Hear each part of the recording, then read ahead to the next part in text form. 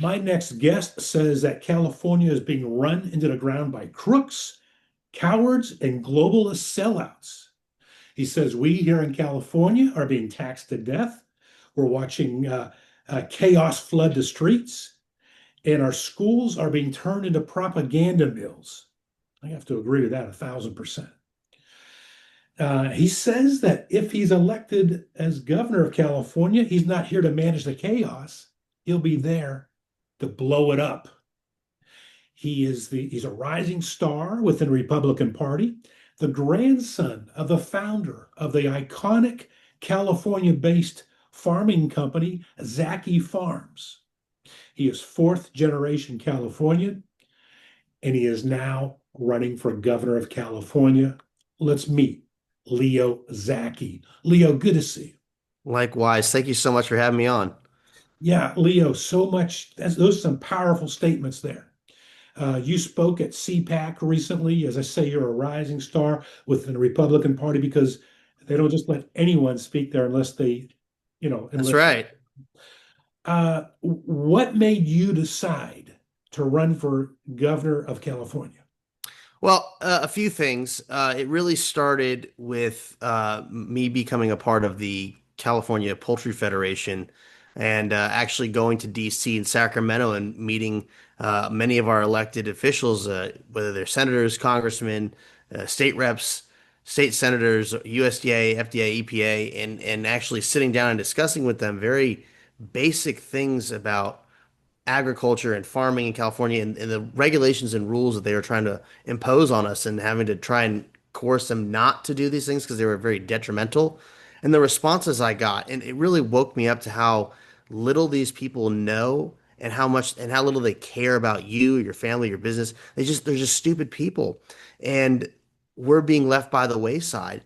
And then when Donald Trump won his election in 2016, I was like, wow, someone from the private sector went from being a private citizen to the highest office without having to play this political career game. And then when we lost our business finally in 2019 due to overregulation and just horrible business practices here in California, I had nothing stopping me. And with the 2020 election, I said, that's it. I've got to do something because nobody's coming to save us. Is it fair to say that you are free, excuse me, pro-capitalism, pro-free markets, and minimal government? Well, it's the smaller the government, the better, and the more competition out there in the market, that the higher quality of whatever goods or services you're putting out there will be, and including education. You say you're going to end, I love this phrase that you use, by the Thank you. way, end the homeless industrial complex. That's exactly what it is. And it is. Yeah. You're going to fix the water crisis, take back our schools as a father of someone who's in high school now and has gone through the elementary and middle schools here in California. I get what you're saying.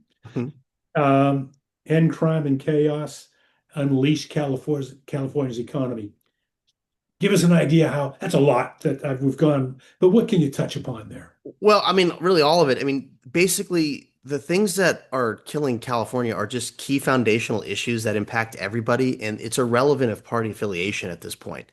I mean, yes, I'm running as a Republican. I have conservative values, but what's destroying the state is really the leadership that's in place. And when you have $25 billion being spent on homelessness and you get 50% more homeless, clearly it's not working. It's a drug epidemic and a mental health crisis that are not being properly treated. And I've developed a homeless to home program where we get them off the streets, enforcing our vagrancy laws, getting them the mental health and the drug rehab treatment that they need, but also providing a job program for them where they can earn a living wage, earn a job skill, complete the program, have money in the bank, be eligible for government assisted housing, and anybody hiring them coming out of the program gets a tax incentive for doing so. When it comes to water, we'll be coupling that with the homeless to home program. Part of the work they'll do is basic construction.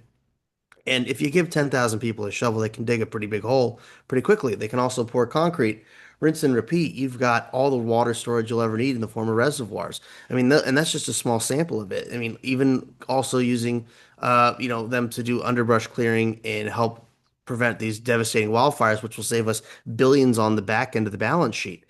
And with the water storage build out that we'll have, we'll be able to then turn around and create a water abundance. It's always scarcity, scarcity, scarcity. I disagree. We have an abundance, we're just not harnessing it.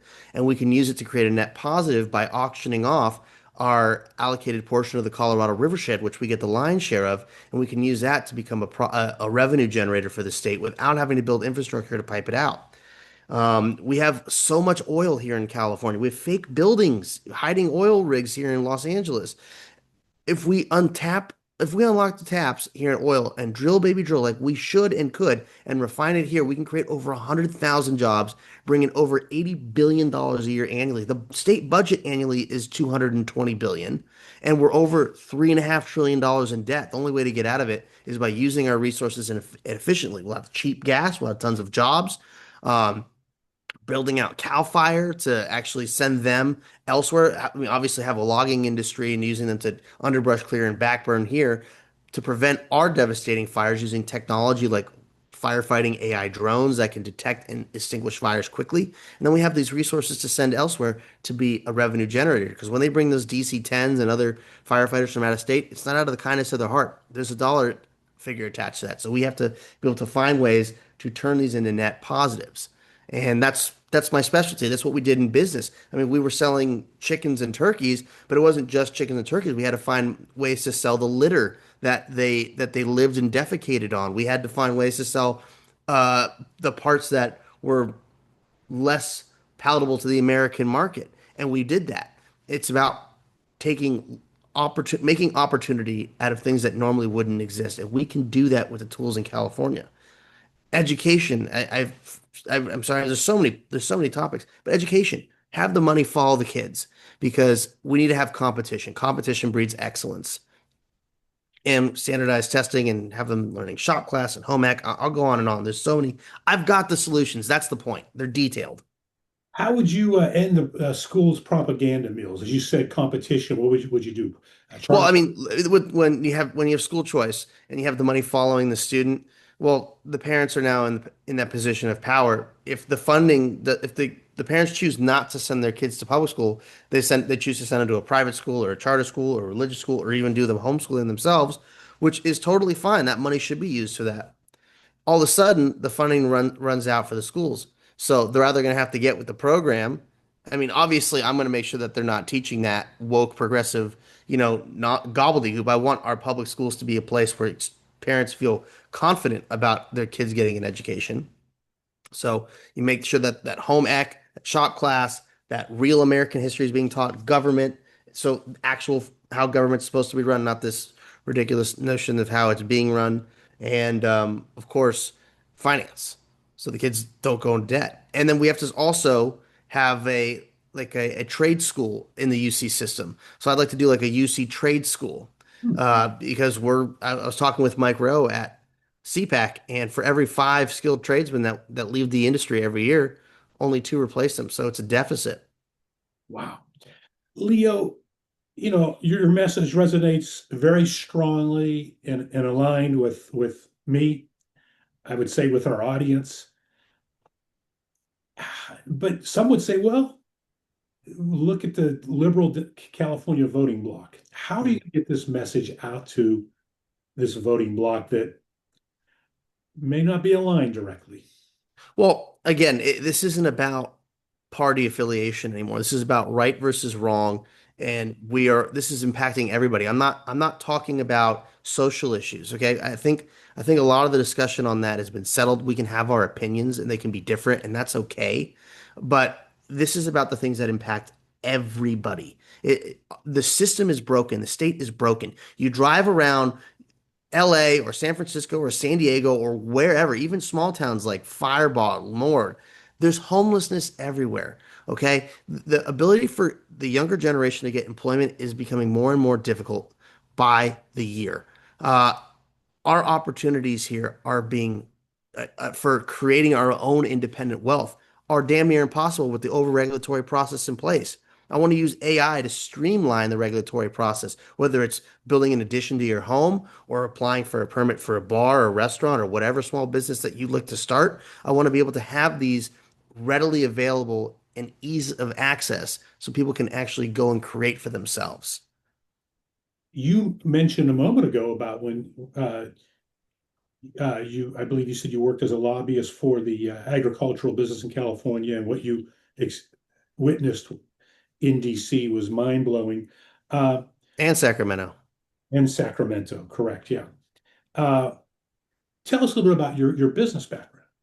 Well, I've always grown up around Zacky Farms, and when I left college, well, prior to when I turned 18, I became an official board member of the California Poultry Federation. I had gone with them, I'd shadowed my grandmother. She was a board member. At one point, she was the president of the board, um, and but that was way down the line. She became the president. But the point is, I would go with her when I was 15.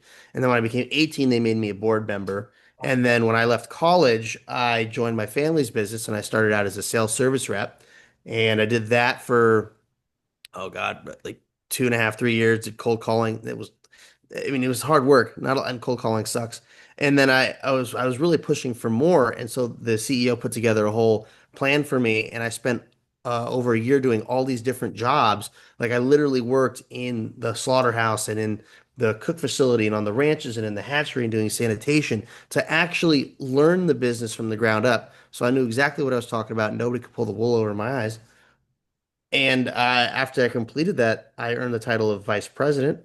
Um, and I just ran with that, and I had a lot of flexibility to go throughout the business and basically just put out fires and develop solutions. And the thing is the solutions I came up with were always out of the box and they're very simple, but they worked and they saved us a ton of money. And it kept us in business a hell of a lot longer than we could have otherwise survived with the overbearing carb regulations because we used to have our own fleet of trucks, but when carb came into effect, it wasn't cost effective. So we had to liquidate our fleet of trucks and have to go to a leasing company. It was cheaper than keeping our own fleet of trucks, but it was still overall a more expensive thing because of carb, because of minimum wages. We've been getting crippled because we're competing with states that are half the minimum wage, like Louisiana at 7.75 an hour.